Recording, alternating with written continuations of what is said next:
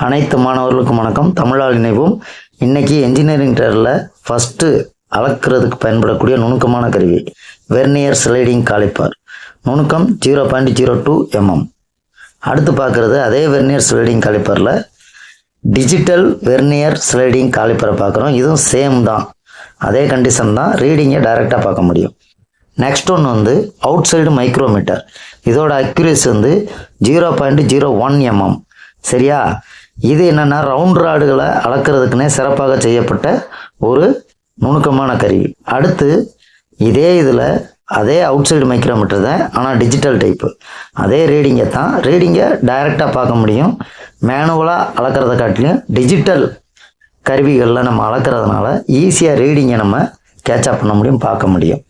அடுத்து பார்க்குறீங்கன்னா vernier height கேஜில் ஆர்டினரியை பார்க்குறோம். இதுவும் 0.02 mm அக்யூரேசியில் மார்க்கிங் பண்ணுறதுக்கு பயன்படக்கூடிய ஒரு நுணுக்கமான மார்க்கிங் கருவினே சொல்லலாம். அதுக்கடுத்து பார்த்தீங்கன்னா அதே இது டிஜிட்டல்லையும் நம்மளுக்கு மார்க்கிங் பண்ணுறதுக்கு டிஜிட்டல் வெர்னியர் ஹைட் கேஜும் இருக்குது. அதுவும் சேம் அக்யூரேசி தான். ஆர்டினரியில் என்ன அக்யூரேசியோ அதே சேம் அக்யூரேசி தான் இதுலேயும் இருக்கும். அடுத்து நம்ம பார்க்குறது காம்பினேஷன் செட்டு. இந்த காம்பினேஷன் செட்டை பொறுத்தளவுக்கு செக்கிங் இன்ஸ்ட்ருமெண்ட்டாகவும் மார்க்கிங்க்கும் அதிகமாக பயன்படுது. இதில் 4 பொருள் இருக்குது. ஒன்று square head, protractor head, centre head, scale. ஒவ்வொன்றும் ஒவ்வொரு வேலையை செய்யும். ஒன்று ஸ்கொயர் ஹெட்டு ஸ்கொயரை செக் பண்ணும், ப்ரொட்ராக்டர் ஹெட்டு ஆங்கிளை செக் பண்ணும், சென்டர் ஹெட்டு ஒரு ரவுண்ட் ராடில் சென்டரை செட் பண்ணுறதுக்கு மார்க்கிங் பண்ணுறதுக்கு பயன்படும், ஸ்கேலு லென்த்தை மெஷர் பண்ணுறதுக்கு பயன்படும். அடுத்து நம்ம பார்க்குறது யுனிவர்சல் பெவல் ப்ரொட்ராக்டர். இதுவும் தான். இது என்ன செய்யும் அப்படின்னா கோண அளவுள்ள மார்க்கிங்களை ஈஸியாக மார்க்கிங் பண்ணலாம். கோண அளவில் நம்ம ஒரு குறிப்பிட்ட கோணத்தில் மார்க்கிங் பண்ணணும், இல்லை குறிப்பிட்ட கோண அளவை செக் பண்ணணும் அப்படின்னா இந்த யுனிவர்சல் பெவல் ப்ரொட்ராக்டரை பயன்படுத்த முடியும். சரியா? இதுலேயும் 0.5 minutes நுணுக்கமாக என்ன செய்யலாம் அப்படின்னா கோண அளவுகளை ஈஸியாக செக்கிங் பண்ணலாம், மார்க்கிங் பண்ணலாம், செட்டிங் பண்ணலாம். 3 வேலையுமே அட்டன் டயத்தில் செய்ய முடியும். இது மெக்கானிக்கல் இன்ஜினியரிங்கில் பெரிதும் பயன்படக்கூடிய ஒரு இன்ஸ்ட்ருமெண்ட்டு தான். செட்டிங், செக்கிங் அண்டு மெஷரிங் அப்படின்ற 3 வேலையும் ஈஸியாக என்ன செய்யலாம்னா என்ஜினியரிங் டயரில் செக் பண்ணக்கூடிய வேலைகளுக்கு இந்த யுனிவர்சல் பெவல் ப்ரொட்ராக்டர் பயன்படுது. இதில் லென்ஸும் கொடுத்துருப்பாங்க. ஜூம் பண்ணி கூட அதோட ரீடிங்கை ஈஸியாக பார்க்க முடியும்.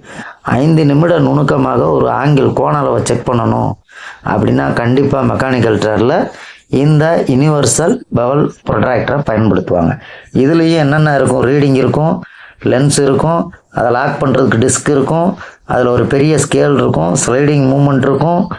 எத்தனை டிகிரிக்கு வேணாலும் 360 டிகிரிக்குள்ளே சுற்றி 360 டிகிரியில் எந்த கோணத்தை வேணாலும் இதில் என்ன செய்யலாம்னா மார்க்கிங் பண்ணலாம், செட்டிங் பண்ணலாம், செக்கிங் பண்ணலாம். 360 டிகிரிக்கு சுற்றி என்ன செய்யலாம் வரும்னா ரவுண்டு புல்லட்டில் மார்க்கிங் பண்ணலாம். அடுத்ததாக பார்க்குறது ஆர்டினரி பெவல் ப்ரொட்ராக்டர்.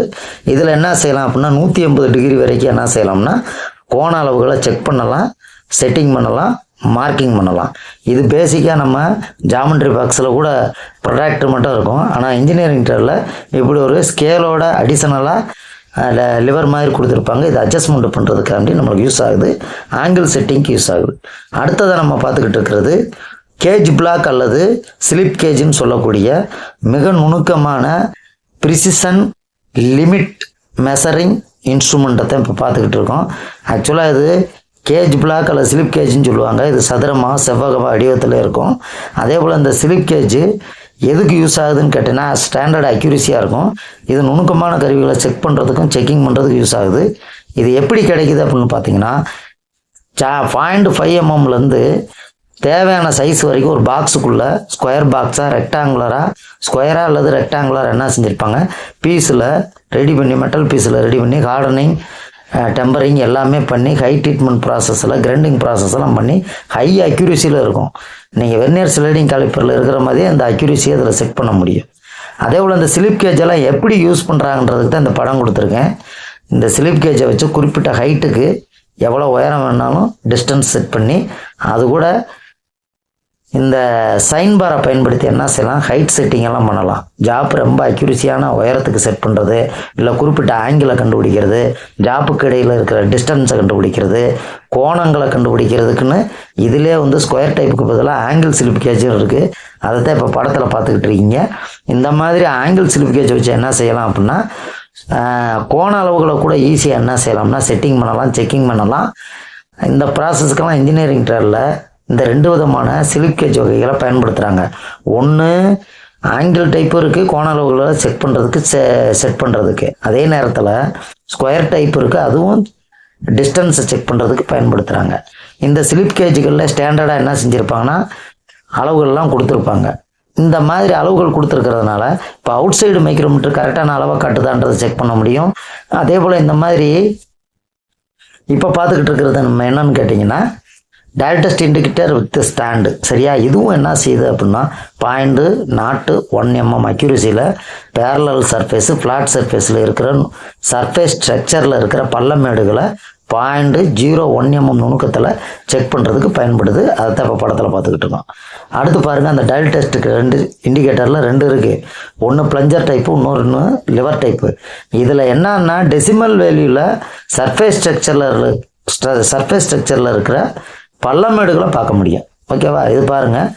அந்த டயல் டெஸ்ட் இண்டிகேட்டருக்கு அடிஷ்னலாக என்னென்ன ஆக்சசரிஸ் இருக்கும், அதை எப்படி பயன்படுத்துறது அப்படின்றத காட்டுறதுக்கு இது லேத்தில் கூட என்ன செய்யலாம்னா கான்சென்ட்ரிக் சென்டருக்கு ஜாப் செட்டிங் பண்ணுறதுக்கு இதை பயன்படுத்தலாம்.